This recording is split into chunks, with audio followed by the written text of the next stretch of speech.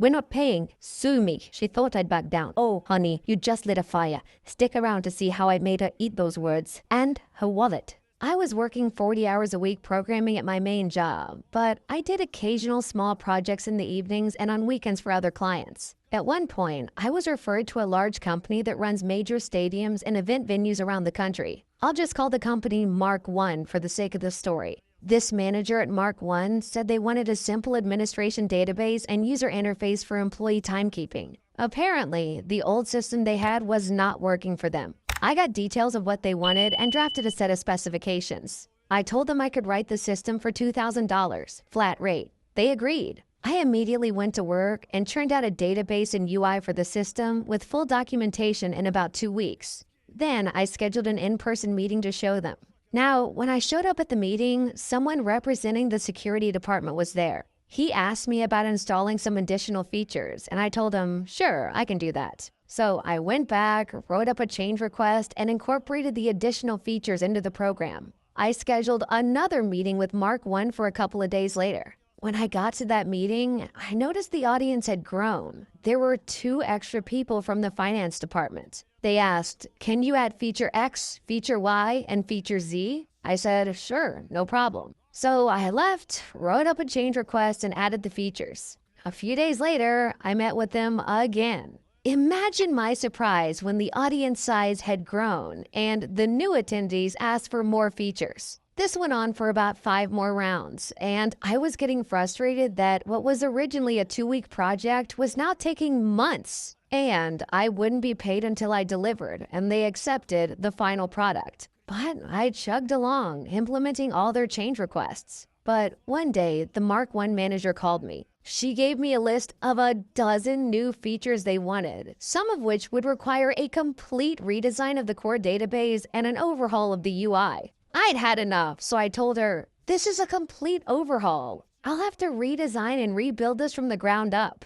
Well, that's not my problem, she responded. I said, well, actually, it is. I'm not going to design and build an entirely new system until you pay me for the current one, built to the specs that we agreed on. After a short pause, she dropped this bomb on me. Well, we're not going to renegotiate. You can consider this project canceled. I said, that's not how this works. You still have to pay me for the work I've done. No, I don't. You haven't delivered anything. Sue me. Then she hung up. Cue malicious compliance. I took that manager's advice and went to the courthouse the next day to file in small claims court to recover $2,000 from the Mark I company. On my court date a couple of months later, I went down to the courthouse and was greeted by an arbitrator. In my state, we have court-appointed arbitrators to meet the litigants when they arrive, to see if the parties can sort out the case with an agreement to maximize the judge's time.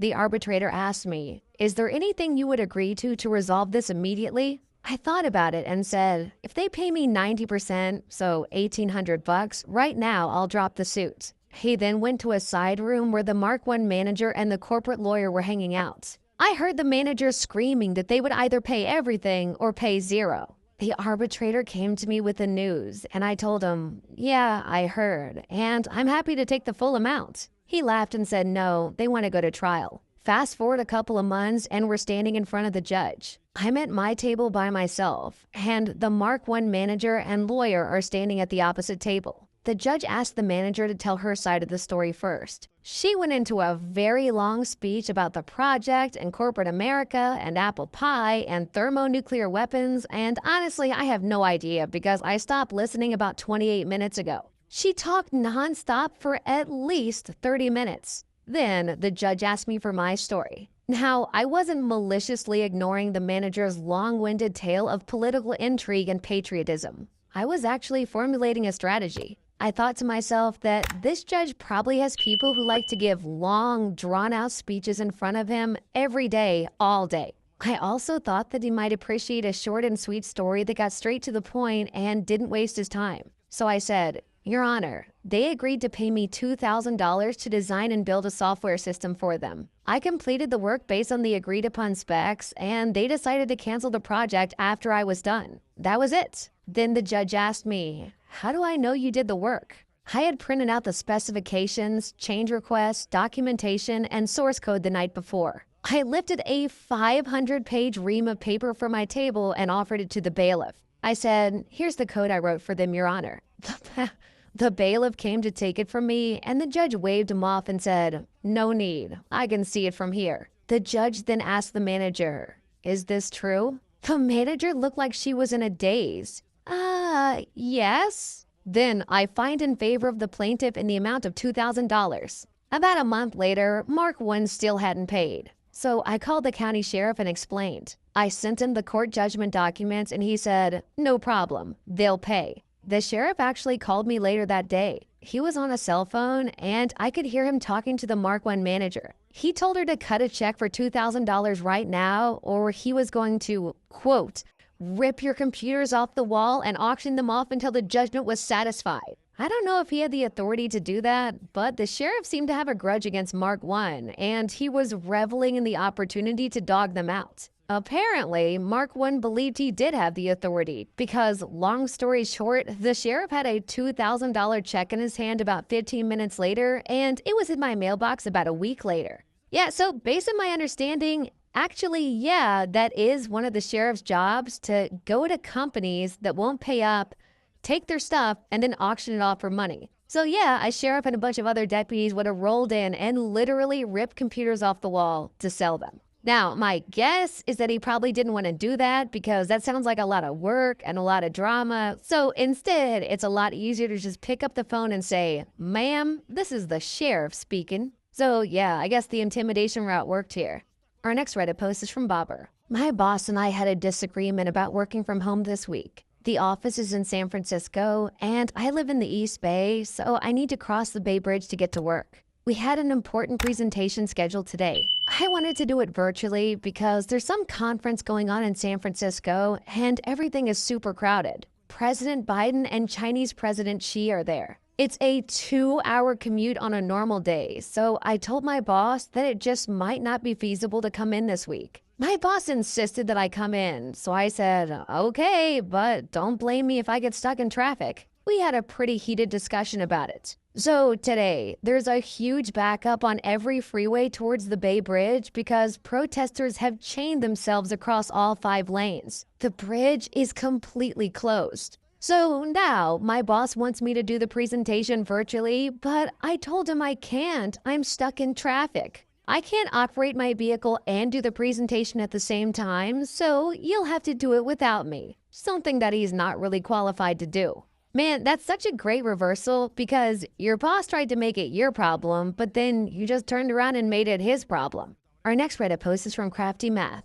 I'm a 25-year-old guy, and some years ago, I broke up with my girlfriend. She had cheated on me after 7 years together, and where we lived, we had a 1-month notice to leave our apartment. In order to not pay 2 rents, I had to wait until the end of the notice before moving out. In the end, my ex-girlfriend kept the apartment with a new roommate, but we still had to pass the landlord's inspection to get our security deposit back. I moved out something like 5 days before the inspection date, and living with someone you dump for almost a month can be hard. She was either trying to convince me to stay with her or trying to make my life miserable because I dumped her. As you can guess, when I moved out, I wasn't thrilled to know that I'd have to come back some days later to refill holes, repair some stuff, and clean the apartment with her before the inspection. But hey, I'll do it. So just before leaving, sitting in my car about to start the engine, she tells me, "You better really help me for the cleanup. You either clean really good or I keep the security deposit." Now, to be clear, we weren't speaking English, but the way that she phrased it in our native tongue, this sentence could be interpreted as either a threat or a choice. However, the tone and context sure enough clarified that it wasn't supposed to be a choice.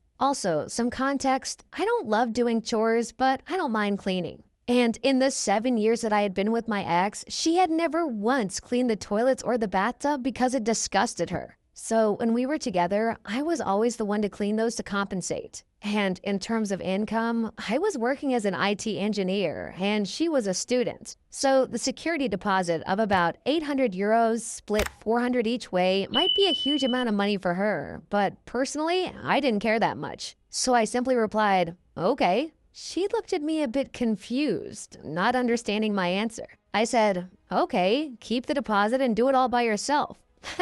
I didn't wait for an answer. I just drove off. When I arrived home, I messaged the landlord and my ex, telling them to send the full deposit to my ex and none to me because I never set foot in this apartment again. So I guess instead of revenge is a dish best served cold, this is revenge is a dish cleaning cold pits. Our next Reddit post is from Happy Scattered Reader. For many years, we would go on big family trips. All of these trips had one thing in common. My aunt, uncle, and cousins would be late for everything. This used to really irritate my parents, who are pretty punctual, and they had a lot more kids to organize. 4 of us compared to my 2 cousins. So everyone agreed to just give my aunt and uncle the wrong time to show up. For example, if an event started at 11 a.m., they'd be told to show up at 10 a.m. This was pretty effective until my aunt and my uncle started realizing that they were being given the wrong time. I believe my other family members explained why that was and that they were fed up with always waiting on them or being late. Since my uncle and aunt clearly lacked self-awareness, they decided that this wasn't their fault and they told my parents, "Give us the right time from now on and you'll see we're not the problem." The next week, we had a day trip booked on the ferry. This is something that we did once a year, going over to the UK and back in one day. It was fondly known as the booze cruise back in the day due to the opportunity to purchase cheap alcohol. The kids would explore the ship, and when we docked, we would buy a bunch of stuff that we couldn't buy at home. It was something that we all looked forward to. And, well, the ferry waits for no man. So it was a sad day for 4 people who were told the ferry left at 8 a.m. sharp, the correct time, and who arrived after 8:30 to see a small, ferry-shaped speck in the distance, headed towards the UK. Sadly, this didn't make them any more punctual after that. But they were always told the correct time as requested, and if they were late, we just didn't wait anymore. For months, whenever we saw them after that, my parents used to give them a cheery wave and say, "Very nice to see you."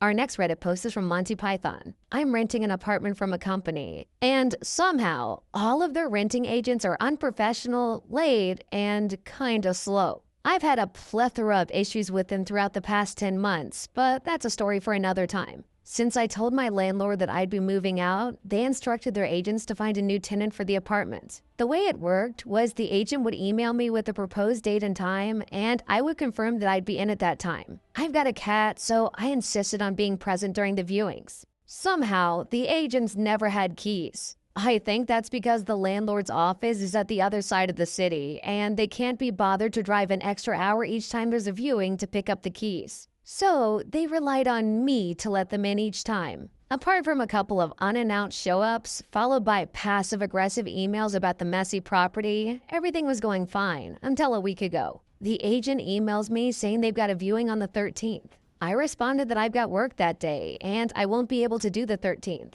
She simply responds, "If you won't be able to accommodate this request, I'll ask the landlord for a 24-hour notice of entry, which is legally enforceable." Okay, fine, do that then. The day comes and I get a phone call. "Boot downstairs. Congratulations, but I'm not home. I hope you brought the keys this time."